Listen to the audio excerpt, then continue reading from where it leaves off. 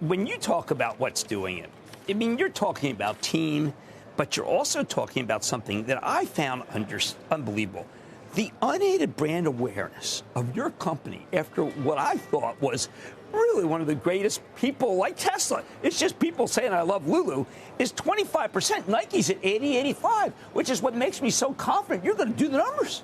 Yeah, well, we definitely see that as one of the indicators for us being early innings of our growth. And we know we've been testing a lot of different ways to drive that awareness, and we're excited with how it's resonating. And it's just one of the metrics that's exciting when we look ahead and doubling the business that we have ahead of us. And then, there's some interesting things: tennis, golf, footwear, historically tough businesses. But you think you got an edge in them? Well, we definitely see an opportunity. What I love, what we call our play categories, be golf, tennis, and hiking.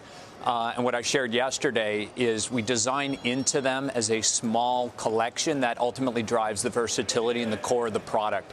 There are a ton of individuals playing those sports in the product we already have, but we bring credibility to the sport through unique innovation, and it allows us to lift the core in addition to, which is a very unique opportunity to grow that core business. Don't want to be too anecdotal, but someone wins the Boston Marathon, and they're wearing yours. I mean, most people, it's about how much money they've made. This person just liked your stuff. Yeah, it was great to see, and it just shows the inroads we're making with great technical product into activities like run, train, and yoga, which are our core activities. Now, I have talked with you off camera about the mirror. By the way, my daughter says Amanda Robinson actually shouted out her name the other day. Great. But there are issues that some people felt you paid too much for mirror. Some people felt, well, this is something you bought during the pandemic, like Peloton, and it can explode. You spent $400 million. I thought the mirror presentation was one of the more cogent yesterday. Can you lay out a path which just says, we're not Peloton, we're better, and by the way, why not brand more of the product Lulu? Just explain this, because I think one of the things that hurt your company was a series of articles, of which I read and referenced, which said that mirror may not work.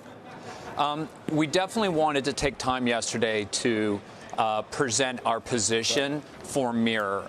The reason why I was and remain excited about the acquisition, and it's about growing our relationship community with our guests and doing it in both a digital and physical arena. What we presented yesterday is an evolution of the mirror membership.